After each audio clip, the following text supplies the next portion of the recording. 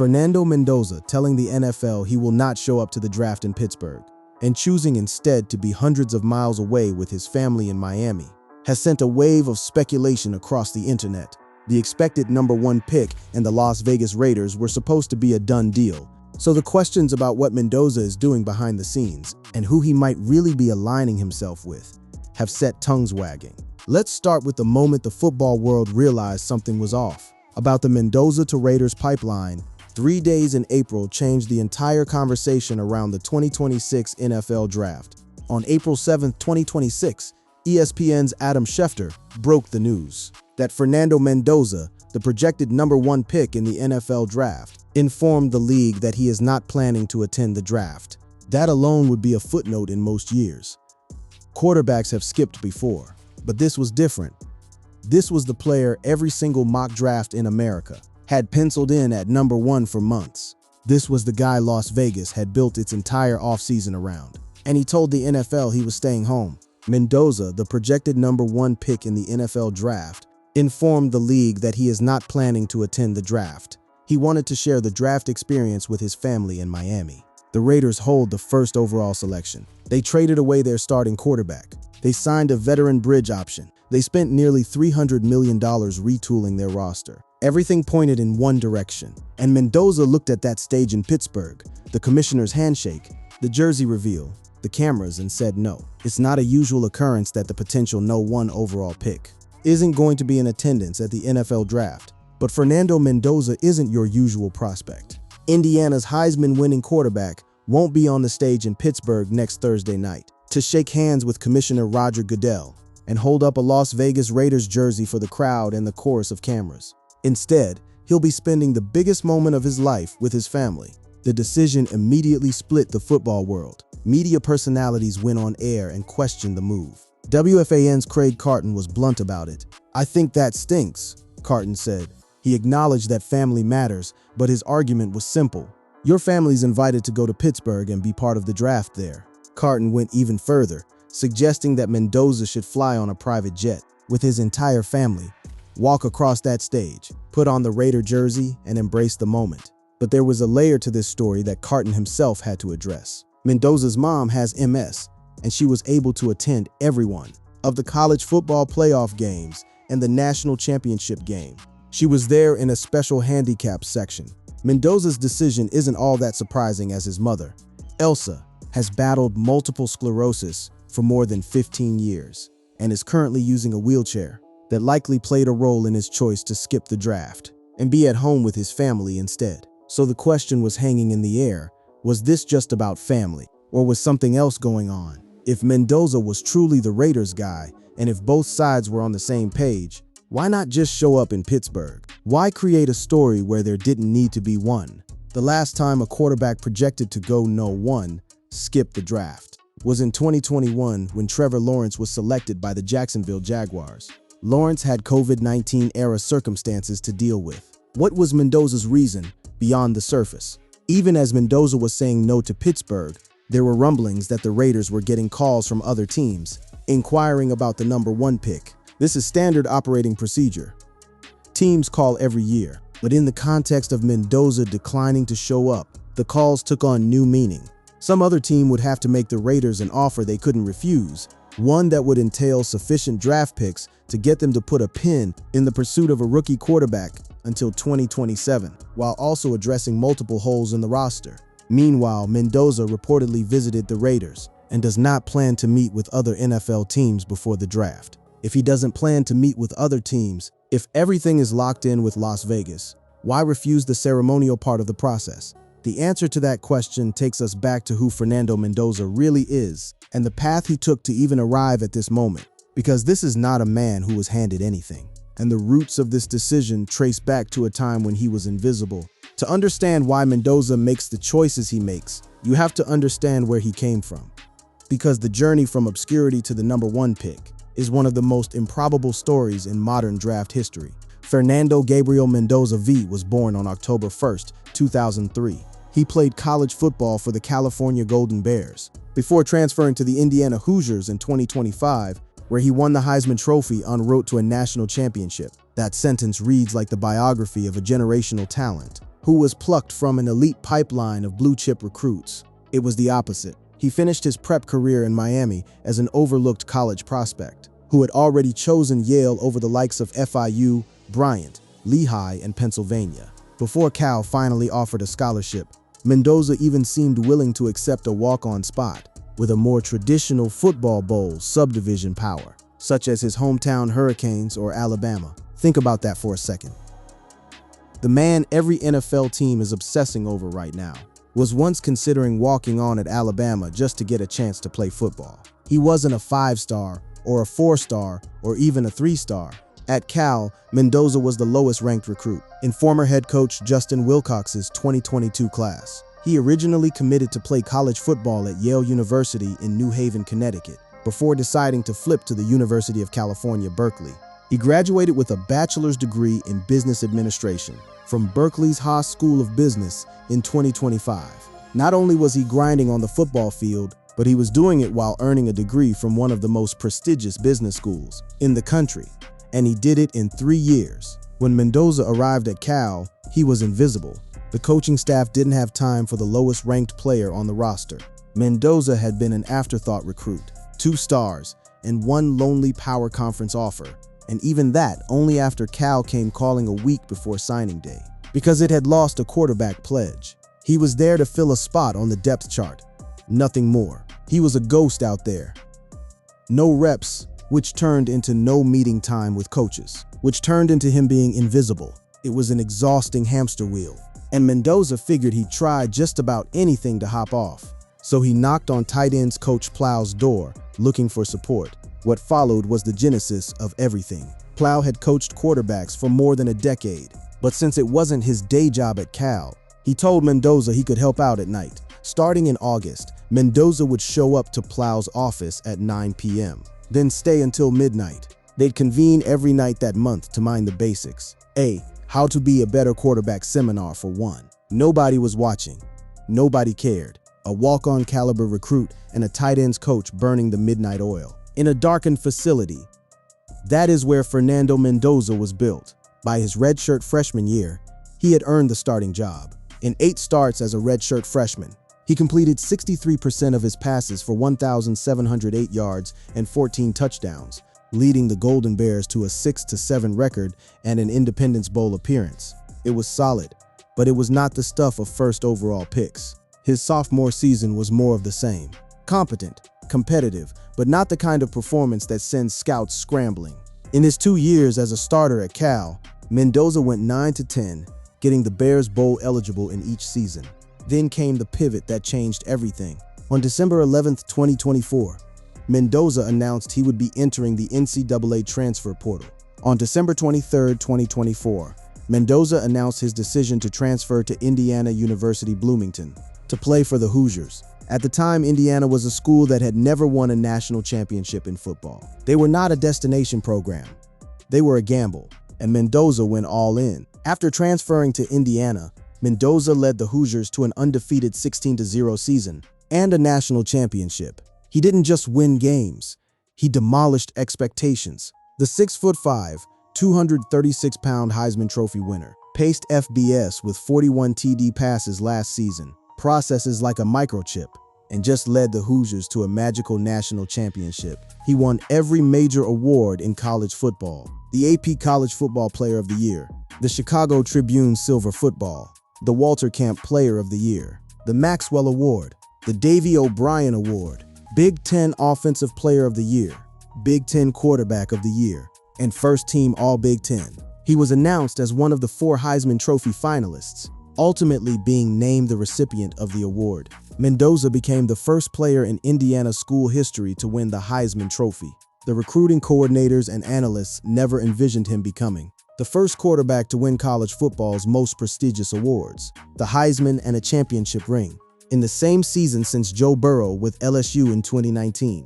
The kid who was a ghost at Cal was now the biggest name in college football, and his family, particularly his mother, Elsa, was at the center of all of it.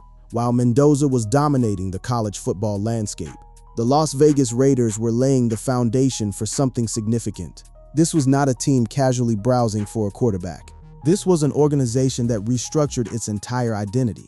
around the assumption that Fernando Mendoza would walk through their doors. The Las Vegas Raiders were the most active team in the NFL during free agency in March, adding nearly $300 million to their personnel payroll. With several high-profile signings, the 2026 NFL Draft, which runs April 23-25 in Pittsburgh, looms as one of the biggest in the history of the franchise. The spending spree was surgical in nature, and every transaction whispered the same message: we are building a home for the #1 pick. The cornerstone move was signing center Tyler Linderbaum to a massive deal. The team's biggest signing was center Tyler Linderbaum on a massive 3-year, $81 million deal. He will help Mendoza with setting protections and improve the interior blocking. A 3-time Pro Bowl center, Linderbaum represents the kind of investment you make when you know a young quarterback is about to take the reins. An elite center is a quarterback's best friend, the voice that identifies blitz packages, the hands that anchor the interior, the security blanket that keeps the pocket clean on third downs. This signing screamed Mendoza before anyone was willing to say it out loud. But the Raiders didn't stop there. The silver and black's position was further clarified by the trade of QB Geno Smith, who wasn't even retained as a bridge option to Mendoza. Trading away your starting quarterback is as loud a signal as a franchise can send. They didn't just open a door for Mendoza, they demolished the entire wall. Then came the Kirk Cousins signing. The Raiders traded 2025 QB1 Geno Smith to the New York Jets, but added Atlanta Falcons quarterback Kirk Cousins on a contract worth $20 million guaranteed in 2026. Cousins, who will be 38 years old when the season starts, could very well be the bridge that leads to Mendoza. At 37 years old, Cousins was not brought in to lead the franchise into the future. He was brought in to be a placeholder, a mentor, a buffer between Mendoza and the unforgiving brutality of being thrown into the NFL with no safety net. Early in the pre-draft process, head coach Clint Kubiak stated he prefers a veteran quarterback play over a rookie quarterback. That was before the Raiders signed 37-year-old QB Kirk Cousins. The philosophy was clear: protect the investment. Don't rush the franchise's future onto the field before he's ready. Former NFL player Chad Johnson articulated the strategy perfectly. I would think it would be smart for the development of Fernando Mendoza, instead of just throwing him out there to the wolves. And then there was the Tom Brady element. Part owner Tom Brady can provide Mendoza with valuable advice. Mendoza considers former NFL quarterback Tom Brady to be his football idol. The connection between the two reads almost like it was scripted by a Hollywood writer. The most decorated quarterback in NFL history. Now a minority owner of the team that holds the first pick, poised to mentor the young man who grew up idolizing him. Minutes after Mendoza walked into his first meeting with the Raiders front office and coaches at the Combine in February, they put him on a FaceTime call with Tom Brady. Mendoza finally got to speak to the quarterback that he idolized, and they spoke for about 5 minutes, exchanging pleasantries. Mendoza then met with the team staff for the next 30+ minutes and was asked to draw plays on a whiteboard. That meeting left Mendoza rattled, not because it went poorly, but because of his own relentless standards. When their first meeting ended and Mendoza was leaving the room, he was visibly mad at himself and said loud enough for those around him to hear, "I messed that up." He did well enough to help convince Las Vegas to select him with the #1 pick, while leaving the team with the impression that its soon-to-be quarterback is always striving to improve. The Raiders saw what they needed to see. The roster was transformed. The veterans were in place. The coaching staff was aligned under first-year head coach Clint Kubiak. The Raiders haven't won a playoff game since losing the Super Bowl following the 2002 season, and have only reached the postseason twice in that span. They need Mendoza to be a franchise QB. The desperation was palpable. The infrastructure was assembled, and every molecule of the organization was oriented toward one name. So why, with all of this built for him, did Mendoza tell the NFL he wasn't showing up? Cracks in the foundation. In the weeks leading up to the draft, the narrative around Fernando Mendoza became noticeably complicated. On the surface, everything pointed to a seamless marriage between player and team. Below the surface, there were tremors, small but persistent, that raised eyebrows among the people who paid closest attention. The first thread to pull was the scouting community's murmur. Not everyone was sold on Mendoza as a generational talent. Some saw him as a product of circumstance, a good quarterback who happened to land in the right situation at Indiana and rode a wave of momentum to a trophy case. There's been a lot of debate about whether or not he's truly worthy of the top pick. Mendoza is at the top of a weak quarterback class, and some of that perception has rubbed off on him, with some people suggesting he is only the number 1 pick by default. Because of the lack of other options, one scout, speaking anonymously to Fox Sports' Eric D. Williams, was unsparing in his critique. His footwork is all over the road because of the RPO offense, the scout said. He has adequate deep ball strength, but his accuracy is inconsistent deep. The scout went even further, questioning whether Mendoza's entire personality was suited for the NFL. He has talent, but a questionable ceiling. This might be the floor and the ceiling. I don't know if the goody two-shoes LinkedIn personality will fit into the diversity of an NFL locker room.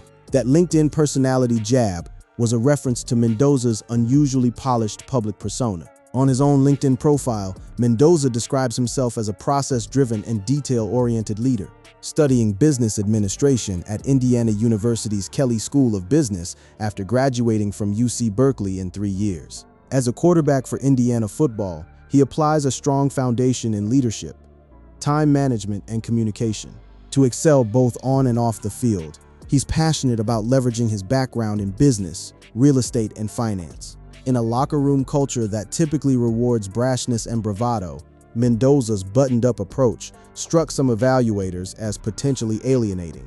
There was also the transition question. At Indiana, Mendoza thrived in an RPO-heavy system, a scheme that asks the quarterback to read a single defender and make a predetermined choice based on that defender's movements. The NFL demands something fundamentally different. Pro-style offenses require quarterbacks to process full-field reads, manipulate safeties with their eyes, and deliver the ball into windows that close in fractions of a second.